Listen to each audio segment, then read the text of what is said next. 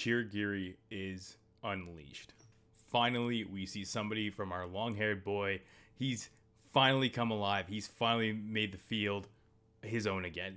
My name is James, and welcome back to another episode of Blue Lock coverage, where I'm going to basically break down the episode, give a quick recap, and then share some thoughts about what's gone on in the episode and some of the things that Blue Lock is truly doing that's different from other sports anime. I'm obviously going to begin with our recap. I'm going to bang through this really quick. Most of us have already seen the episode already. If you haven't, please go check it out. It is sick, and it really does the manga justice. We're staying pretty on par for one-to-one panels, so very happy about that. We return our Team Z with a 12-on-10. Kuon is still betraying the homies. He's still a rat. And we actually finally get to see Iemon make a save. It's a rare sight. I don't think we've actually seen it since he's assumed the role of goalie, which, I mean, it's kind of expected. He's a striker, right? But because of this, we do get the Chigiri flashback, which you find out he's actually previous teammates. I know there's been chirping before, but he has been previous teammates with the two twins. But he absolutely beasts them once he joins the team, absolutely outrunning them. And he constantly kind of spouts that talent is something you're born with, and if you're not, you're just too unfortunate, and that's just kind of how life is. That being said, though, they immediately shift the high school team's entire game plan basically around Chigiri, and you see Chigiri very actually happy, like he's genuinely enjoying playing the sport until we actually see him succumb to his injury. It's actually crazy because it's not because of a foul or anything like that. He actually just takes a bad stride and kind of falls down on his right leg and goes at a weird angle. It's unfortunate. We also find out that Chigiri's muscles are actually they developed in a certain way that actually makes him quite effective at sprinting, and that's where he gets his like almost inhuman speed. But we have now tangible evidence to it. It now then shows Chigiri's long road to recovery through rehab and everything like that. Eventually joining the team, but he's a shell of his former self. Doesn't feel confident, doesn't sprint, and he's constantly worried about re-injuring that leg, as kind of expected. And he's constantly chirped by the brothers, and you basically see him have this unfortunate, like, slow fall into misery. He still gets into the Blue Lock program, though, so he still clearly made an impression while he was playing. We snap back to the present, and Isagi is basically trying to 1v12, I guess, at this point. He's trying to make plays happen. He's playing incredibly selfishly, and his drive to win is just so insane. Chigiri is constantly monologuing that, Isagi reminds him of himself when he was younger, and, he actually grows to, like, disdain Isagi for how much he's trying. That being said, though, there's a quick altercation between Chigiri and Isagi, where Isagi just pushes him out of the way to try and get to the ball.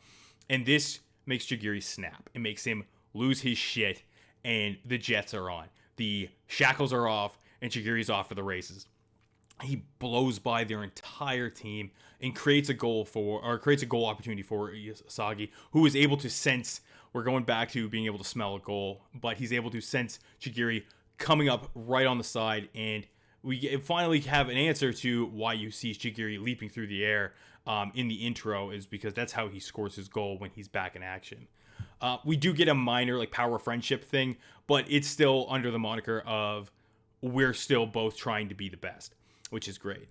After game, the all of Team Z minus Kuon, who took off running at the end of the game, is trying to be a rat, trying to scheme with the next team who they have to go against, which I believe is Team V, who hasn't lost a single game. And then we are introduced to Nagi, Ryo, and Zentetsu. That's where the episode leads off. You got to wonder how they're constantly going to be at a disadvantage. They are going to still play the 10-man soccer, even with Chigiri unleashed. How good does that really bode for the team? So there's a couple things I want to talk about for this episode. Two are really covered in this episode. We're going to kind of bang it out. And then the final one is what's next, right? So we'll close on that note. That being said, though, Chigiri coming back online is great. The team was essentially playing with 10 people anyways, with Chigiri playing really just like minor defense. He was basically there, but for obvious reasons, he didn't want to sprint or go after the ball or anything like that.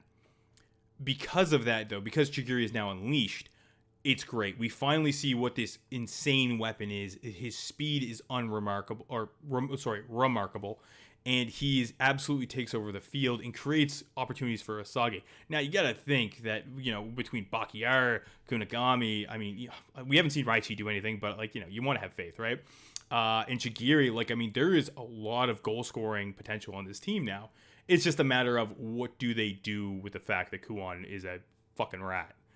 So it's really going to be interesting to see how Chigiri blends in with the rest of the team now that he is kind of got his confidence back. And what, like, he's a new person. He's a new, like, you can see that he's a totally different character from the last 6 episodes. He's not brooding. He's not off to the side. I mean, he still has his very, like, monotone, almost, like, I'm almost too good for this sort of thing. But, like, I mean, it's fine. It's fine. It seems to be Chigiri, and he's lightened up a bit. The other thing I want to circle around to is how an anime interpreted an ACL tear and how it delivered that to anybody watching about an injury that is very, very real. It's super common in sports. It's super common in soccer. Super common in American football. I've personally have seen several people sustain this injury. It's usually from like hits and stuff like that. But the way Chigiri sustains this injury is very realistic as well. All of these things, including the rehabilitation and the fear of having that injury reoccur to the point where you can't function or do sports anymore or anything like that. All those things are super, super believable, and they happen to everybody. So I think Blue Lock, once again, and I feel like I'm going to say this every episode, and I really don't mind doing it. It keeps touching on things that are something you can relate to, something that are grounded, and you can bring that back and be like, okay, I like maybe not exactly, but I do know where this is coming from.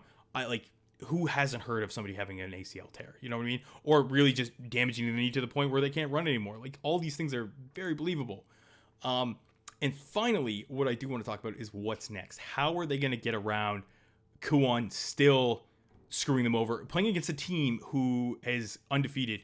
And we're introduced to them briefly. Zentetsu, who actually has like the brooding, typical anime, like push your glasses up, over like too smart for everybody else, but he's actually an idiot, which I think is great. I think it's such a cool character design.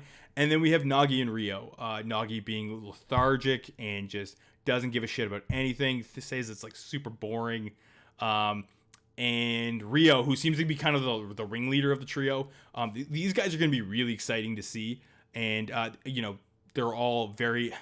They do live up to the trope of, like, they're very identifiable, which means they're probably going to mean something down the road. Whether or not they're major characters or not, we don't know yet.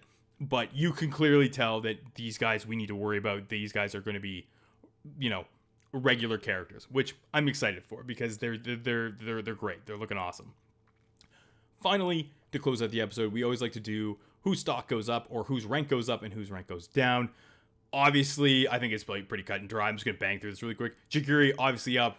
Our boys Unleashed are gorgeous, lovely haired boy. It's great. We want to see that. He's off to the races now, and Kuon is just, like I said before, a fucking rat. So obviously his rank is going down. That's it for the episode, though. You can check out everything we do for Class 1A. That's the name of the channel. We do, obviously, My Hero. We do Demon Slayer and Blue Lock. We're going to try and branch out into some other stuff, but for right now, this is what we're covering. We'll see you all next week.